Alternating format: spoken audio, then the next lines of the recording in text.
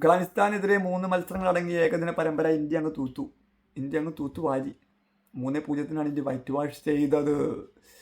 മൂന്നാം മത്സരം ചെന്നൈയിലെ ചിദംബരം സ്റ്റേഡിയത്തിൽ വെച്ചിട്ടായിരുന്നു. ടോസ് നേടി ബാറ്റിംഗ് തിരഞ്ഞെടുത്ത അഫ്ഗാനിസ്ഥാനെ പിഴച്ചു. 218 അഫ്ഗാനിസ്ഥാൻ ഓൾ ഔട്ടായി. ഇന്ത്യൻ ബോളിംഗ് നിരയിൽ 5 വിക്കറ്റുമായി പ്രസീദ് കൃഷ്ണ മികച്ചു നിന്നു.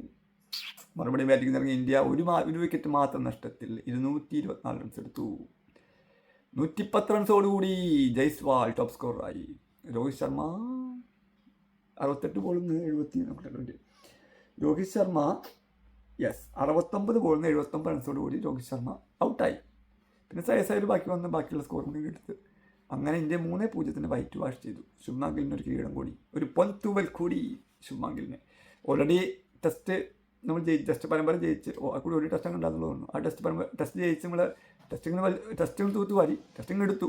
ഇപ്പോൾ ഏകദിന പരമ്പര കൂടി 3-0 ഇങ്ങനെ എടുത്തിരിക്കുന്നു. അപ്പോൾ രോഹിത് ശർമ്മ ഇനി 2027 വേൾഡ് കപ്പിൽ ഉണ്ടാവുമോ വേണോ വേണ്ടേ എന്നുള്ള സംശയങ്ങൾക്കൊക്കെ ഏതാണ്ട് തീരുമാനമായി ഉണ്ടാവും എനിക്ക് തോന്നുന്നു.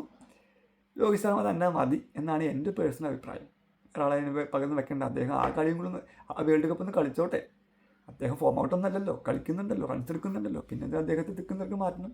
വിരാട് കോഹ്ലിയും രോഹിത് ശർമ്മയും ഒന്നും കൂടി അത് കളിക്കട്ടെ, ആ വേൾഡ് കളിക്കട്ടെ.